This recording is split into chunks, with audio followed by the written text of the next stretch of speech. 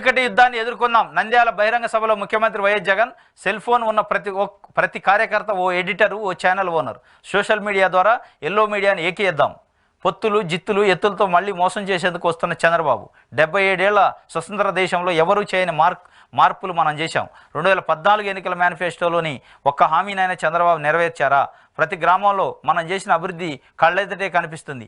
పిల్లల భవిష్యత్తుకు దారి చూపాము. వైద్య రంగంలో సమూల మార్పులు తెచ్చాం. సామాజిక న్యాయం విషయంలో సువర్ణ అధ్యాయాన్ని లిఖించాం. రాష్ట్రం రూపురేఖలు మార్చేందుకు మనమంతా సిద్ధమవుదాం. ఓటుతో మన తలరాతలను మనమే రాసుకుందాం అని చీకటి యుద్ధాన్ని ఎదుర్కొందాం. చీకటి యుద్ధం అంటే చీకటి పొత్తు, అనైతిక పొత్తు ఏదైతుందో ఆ చీకటి యుద్ధాన్ని ఎదుర్కొందాం. 3 పార్టీలు పొత్తులు వస్తాయి. మీరు జాగ్రత్తగా ఉండండి.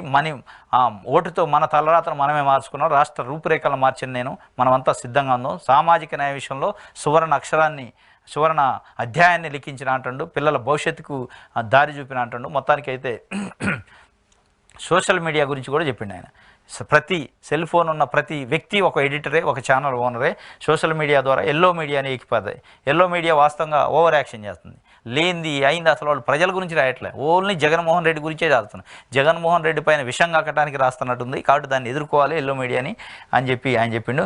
మేనిఫెస్టో అంటే ఎన్నికల తర్వాత చెత్తపుట్టలో వేసే సంస్కృతి చంద్రబాబుది. మనం మాట చెప్తే బైబిల్, ఖురాన్, భగవద్గీతగా భావించి 99% హామీలు అమలు చేసి చూపించాం. ఈ మార్పుల్లో 10% లేదా 5% అయినా చంద్రబాబు తన 14 ఏళ్ల పాలనలో తీసుకొచ్చారా? మనం చేసిన దాంట్లో కనీసం 5% చంద్రబాబు చేసి ఉంటే ఈనాడు, ఆంధ్రజ్యోతి, TV5, ఎల్లో మీడియా ఆయన మనుషులు మా బాబుకు 1 కాదు 10 రంగాల్లో నోబెల్స్ ప్రైజులు, 6 ఆస్కార్లు, మెగాసిస్ అవార్డులు ఇవ్వాలనేవారు. యునైటెడ్ నేషన్స్ సెక్రటరీ జనరల్, ప్రపంచ బ్యాంక్ అధ్యక్షుడు ఇద్దరూ కలిసి వచ్చి చంద్రబాబుకు శాల్వా కప్పాలని ప్రచారం చేసేవారు. ఇది వాస్తవం. 14 ఏళ్లలో ఇప్పుడు 5 సంవత్సరాలు చేసిన పనిలో 5 నుంచి 10% ఆయన చేసిండా?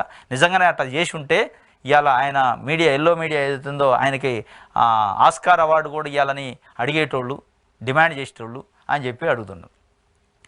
ప్రభంజనం నంద్యాల జిల్లాలో సీఎం జగన్ బస్సు యాత్రకు నీరాజనాలు. జనసంద్రంగా నంద్యాల బహిరంగ సభకు పోటెత్తిన జనం. నేడు కర్నూలు జిల్లాలో కొనసాగనున్న యాత్ర. ఇది నంద్యాలలో నిన్న పెద్ద ఎత్తున హాజరైన జనాలకు సంబంధించిన ఫోటోనేసి ఒకటి ప్రభంజనం అని రాశారు. పేదల తలరాతలు మార్చే ఎన్నికలు ఇవి. ఎర్రగుంట్లలో ప్రజలతో ముఖాముఖిలో సీఎం వైఎస్ జగన్. ఒక గ్రామంలో 1391 మందికి 48.74 కోట్ల మేర లబ్ధి. 93% మందికి మన ప్రభుత్వ పథకాలు అందాయి. ఇన్ని సంక్షేమ పథకాలను చంద్రబాబు ఎందుకు అమలు చేయలేదు? వాస్తవం ఇది ఎందుకు చేయలేదు? 1391 మంది ఉంటే 48,74,00,000 ఈ 5 ఏళ్లలో వచ్చినాయట. చంద్రబాబు నాయుడు గారు అదే విలేజ్లో 4 లక్షలు కూడా ఇచ్చి ఉండడు. మరి దానికి దీనికి పోలిస్తే అకౌంట్లో డబ్బులు పడ్డాయి, స్టేట్మెంటే ఉంటుంది. ఆయన అదే అంటాడు, ఇన్ని సంక్షేమ పథకాలు చంద్రబాబు ఎందుకు అమలు చేయలేదు? 14 ఏళ్ళు సీఎంగా ఉండి ఈ చిన్నపిల్లోడు చేసినంత మేలు ఎందుకు చేయలేకపోయారు అనేది ప్రజలను అడుగుతుండు. ప్రజలు ఆలోచించుకోవాలి అనేది ఆయన